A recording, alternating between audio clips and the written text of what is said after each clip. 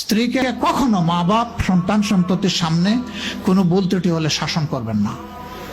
একা নিয়ে বুকে জড়িয়ে ধরে তার সমস্ত নেক কাজের স্বীকৃতি দিয়ে তারপরে বলবো যে এরকম একটা বিষয় আমি দুঃখ পাই নাই, তবে আমি চাই যে এটা তুমি কারেকশন করে নাও এবং আমি আল্লাহর দরবারে তোমার জন্য দোয়া করব।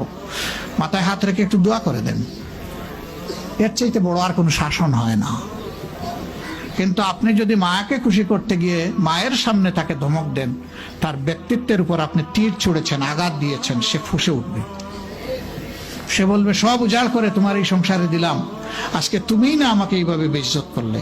সে মানুষ তো, তার মানবিক রিয়াকশন হবে। কাজ করবো না আমরা কেউ। আমাদের জীবনের অংশ, আমাদের হাড়ের অংশ, আমাদের কলিজার অংশকে আমরা সেইভাবে সম্মান দিব ইনশাআল্লাহ। আমরা ভালোবাসবো সে আমার স্ত্রী, আমরা শ্রদ্ধা করবো সে আমার